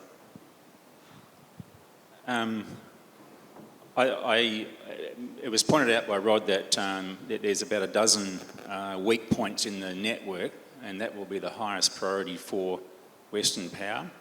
And that's not Bridgetown. The Distributed Energy Resource Roadmap talks about dealing with the stress in the network that's existing. AEMA, who's the Australian Energy Market Regulator, basically said that if we don't have some significant changes in our grid by 2023, we're going to have some cascading crashes. So government's got the challenge of dealing with that first, and that's going to be a whole heap of things. It will be batteries at certain points, I'm sure. It will be how and when we use energy and power. So my suspicion is that you will have tariff options on the table probably before you have other solutions. The good thing is that what it also says in that roadmap is that they don't want to put constraints on people putting solar panels on their roofs. Because strictly, and it's happening in the Horizon network now, so Horizon operates outside of the Southwest Interconnected System. And down in Esperance, there is that many solar panels on roofs that reach the point where they won't allow anyone else to have solar panels to get the tariff back, the 7 cents or whatever it is back from putting energy into the system. So you've got a bunch of people that can't participate. And what they're saying is that we don't want that. I agree with that. We want everyone to be able to participate. But I think it's good that the private sector is putting pressure on government, as it should. I'm sitting here as a Member of Parliament. I'm the energy spokesman for our party. What do we put up as policy settings going to the next election? And I know that in the part of the world that we represent in regional Western Australia, this technology is presenting a whole heap of options. of which a big proportion of that is coming from the private sector. People may or may not be comfortable to have the private sector participating in that for what is an essential service, many describe it. So where's the right settings as that applies? Is it good enough just to have a regulator watching over the game to make sure everyone's behaving okay? Is the regulator good enough to keep Clive Palmers out of Western Australia? So those are some questions where there's going to be either a level of comfort in the community that they're happy to accept the technology and accept it from the private sector and be able to participate in a really smart way, or no, I'd rather government, they're the people I can have some charge over, I get to elect their representatives, so I want you to have some control and make sure it's good for all of us. One thing that was touched on a second ago by Rod, and I think it's a really important point, until now, it's those that have been able to afford to put solar panels on their roofs that are getting the benefit. There's a big stack of people out there that can't afford to put solar panels on the roof and they're paying full tote. So how do we have those lesser fortunate in our community being able to participate in an innovative solution that gives us a chance to be able to reduce their bills and their tariffs? So there's a lot of stuff to consider here. It's very complex. If you came in here, as I did 5 or 6 years ago, with a pretty simple thing, you need a generator and a retailer and a buyer, it's much, much more complex than that, and technology's bringing some fantastic solutions. You do need to get your head around it. As all of us, I think, that have got off-grid systems, it's not good enough just to buy one and leave it there. You actually need to understand what's going on. You need to understand and track it so you know what the impact is of your decisions. And I think as we move into this space, you might have some comfort in being a party to that, or you might want someone else to manage all that for you. So I think there will be options put on the table for us. Right now, the priority on government is stabilising the grid. They've got 3 or 4 years to do it. Some of that may play out in our community in the form of tariffs, and maybe even batteries. But I do know that this technology is changing very, very fast. And communications technology might mean that they have charge of inverters that sit in your houses, for example. There's a lot of things that are happening. So, Jeff, could I just plug in here? I work for WA Local Government Association, so we represent all local governments in WA, and we've had some dealings with Western Power, which I think is quite illuminating, and you'll get the joke in a minute. We've been working with Western Power on street lights to replace existing lights with LEDs. And so we came up with a business case for all local governments, and it's fantastic for local governments. It's about a 3 to 4 year payback period if they install LED lights. They get charged less as a tariff for using it. Western Power will not listen to us. And the reason is that they're there to make money.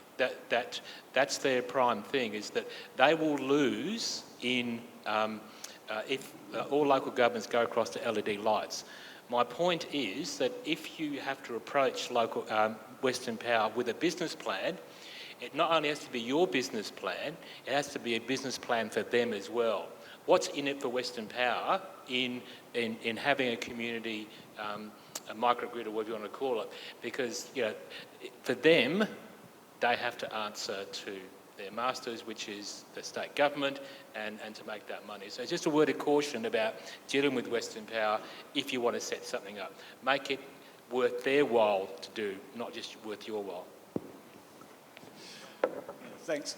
We've got to wind it up now. I think what's really obvious from this discussion is the batteries and solar have given us a lot of really unique kind of solutions to our problems, and they've allowed us to break up into a series of much smaller grids and smaller scale solutions. And as you kind of go outwards to larger scale grids, all those benefits you get from reduced cost of power and sharing of power and the stability are sort of almost eroded by the increasing complexity and all the regulation around things and the sort of fights for power amongst Western Power and Synergy and the problems they all have in the system. And one of the questions I had was actually from someone was, what can we do right now as a community?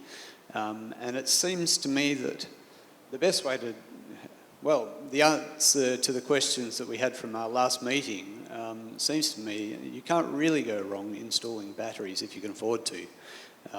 Those batteries are going to be very important in the future of the grid. And although the price of the batteries will come down, I think they're already, well, if you have the money and your incentive is to do something about the environment, I think that's something we can all do right away. Electric cars are obviously something that everyone can do right away. Has anyone got anything else just to add to that very question of what can we do right now? And if individuals are interested, what should they do over the next few years? That's what this meeting was meant to address. What do you think is the immediate solution?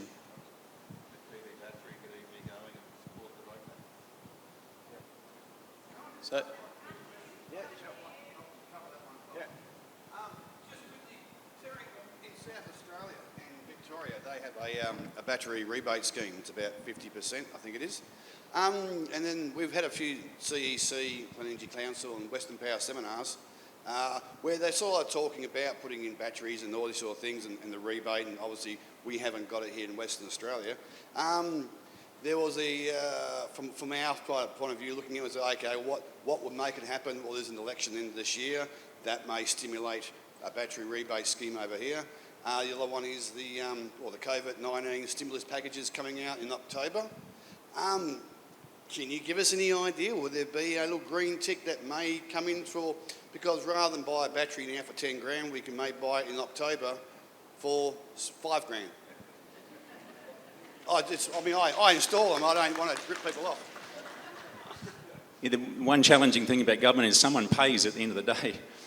I was around the cabinet table when the 42-cent feed-in tariff was available for 10 years for solar panels on roofs.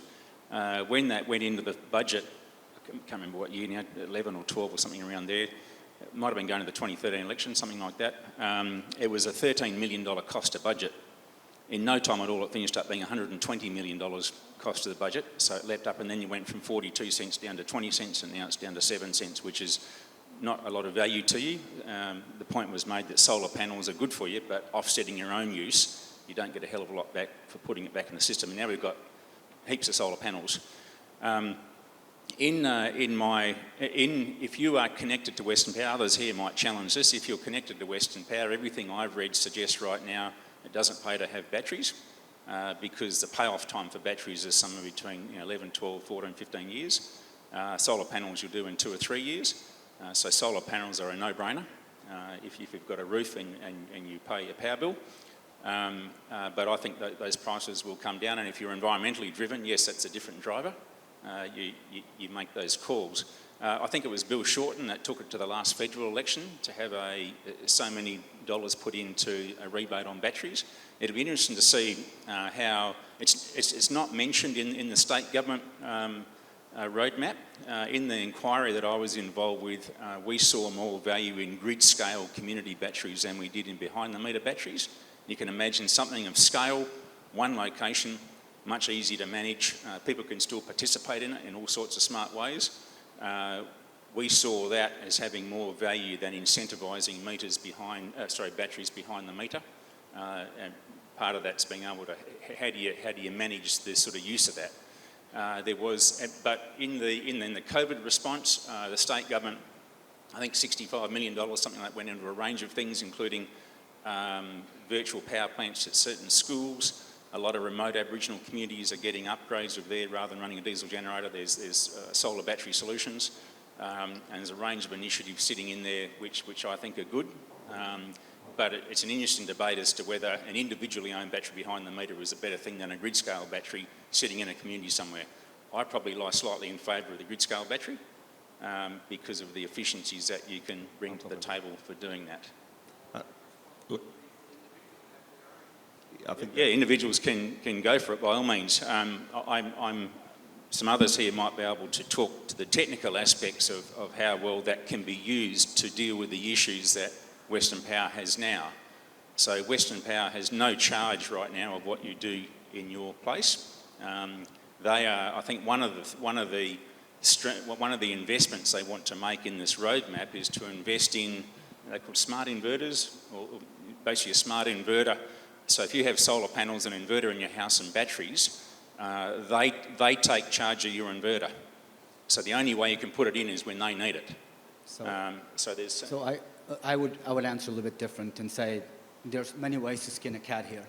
And if we look, I don't disagree that giving money to the individual, it's better than just having solar, but it's only marginal better because now you've got a battery that is actually not being able to be coordinated as a fleet to be able to provide services to the grid.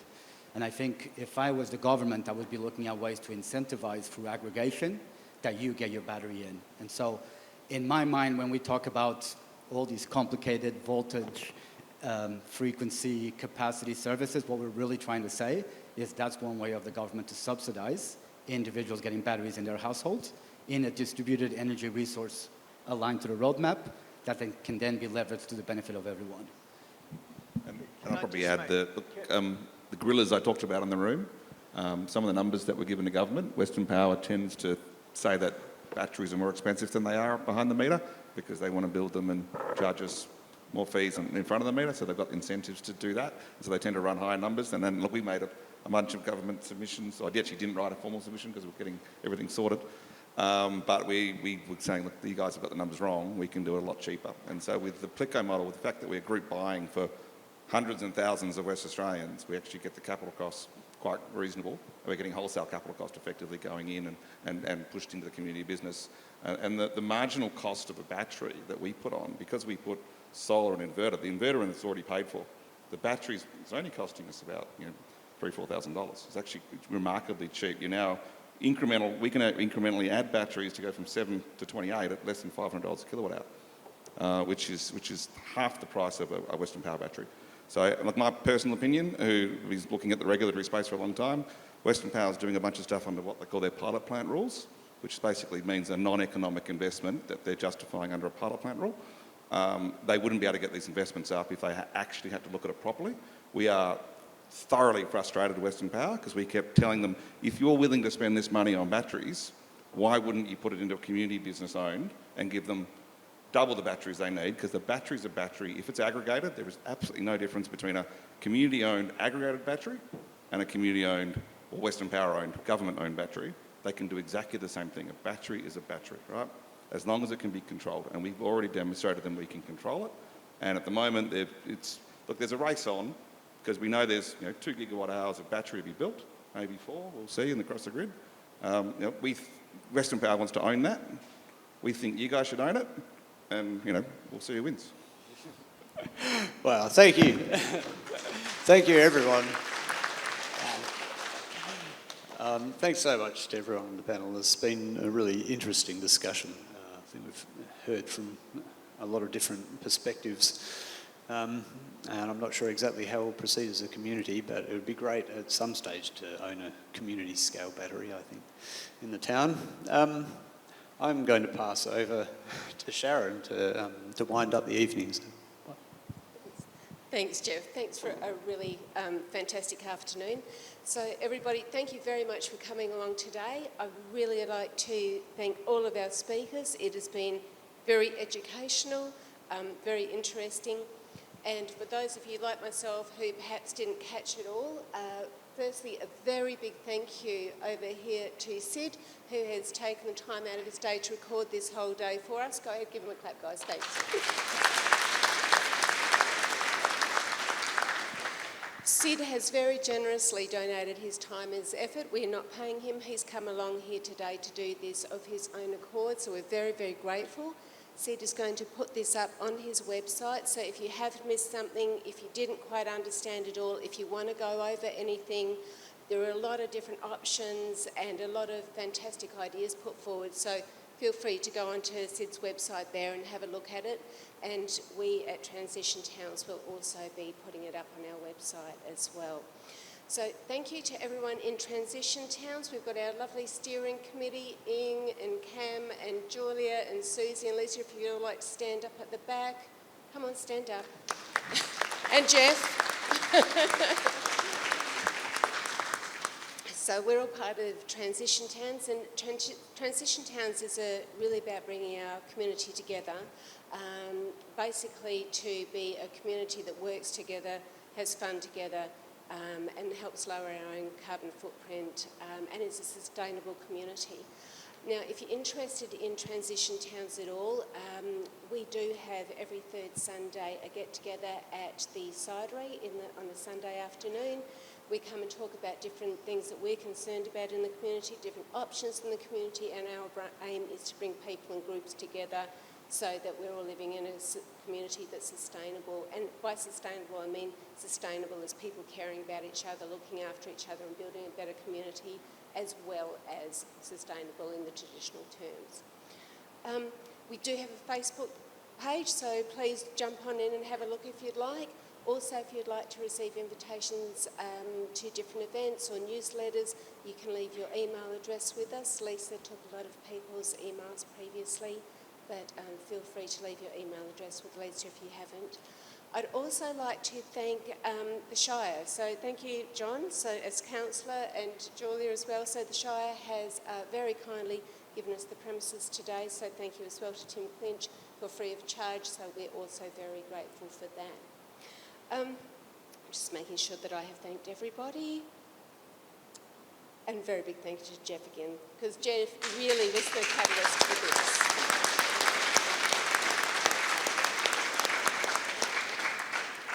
Okay, thank you very much for coming along, everybody. If you have any ideas, if you have any thoughts, if this has inspired you to want to do something more, please feel free to email Transition Towns, and we can see where maybe we as a community want to head with this. Again, thank you, and we'll see you next time. And just before you go, if you are interested in hearing what Plica can do for you, they're actually set up in the corner over there. They'll be there for the next 15 minutes or so. Hey,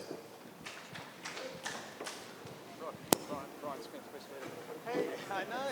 You've got a car. I've got a rush. No, I don't. I didn't bring anything down. So, person manager, TER, SUM. We knew you were from the park. Yeah.